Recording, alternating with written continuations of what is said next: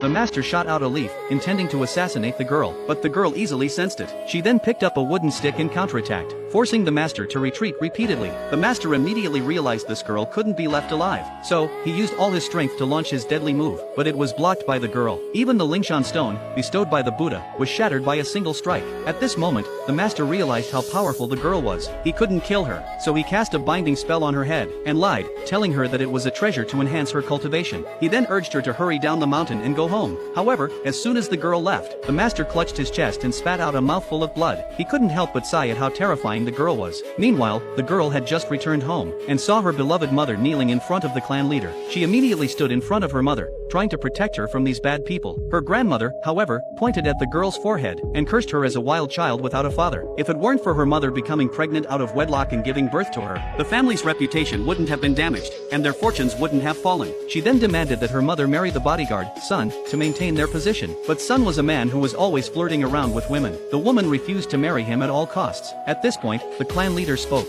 Ever since he had developed a leg illness, the Zhao family had been suppressing theirs. He was unwilling to continue living in shame, so he needed the son's martial arts secrets to wipe away the disgrace. If her refused, he would have her daughter's hands and feet broken and feed her to the wolves. The woman panicked immediately. At this moment, the little girl was furious. She had never expected her elders to be so cruel. Just as she was about to lose control, a servant came in to report that the Grandmaster's confidant had arrived. The grandmother quickly pushed the mother and daughter out to avoid embarrassing the family. However, as they crossed paths with the Grandmaster's confidant, he thought the little girl's face resembled the Grandmaster's to some degree. Before he could think more about it, the grandmother hurriedly invited him inside. He had come to deliver the Grandmaster's message. He stated that a martial arts competition would be held in 3 days. The winner would become the Grandmaster's direct disciple. The grandmother was overjoyed. She told her son to work hard, as he was the only one left in the Qi family to participate. The confidant, however, furrowed his brow, and stated that everyone from the 6 major families must participate. This was because the Grandmaster was hosting the competition to find an extraordinary talent, and that talent had shattered the Buddha's Lingshan stone. After the confidant finished speaking, he disappeared in front of the clan leader. Meanwhile, the mother and daughter had been locked in the firewood room. The grandmother came to inform them that the little girl must participate in the martial arts tournament. The mother was worried that her daughter, being so young, might be in life-threatening danger, but the grandmother's real goal was to have the little girl die, so she could marry the woman off to the bodyguard, Sun, and secure her son's future. The little girl, determined not to let her mother be bullied, swore that she would participate in the martial arts tournament, and promised to win the championship,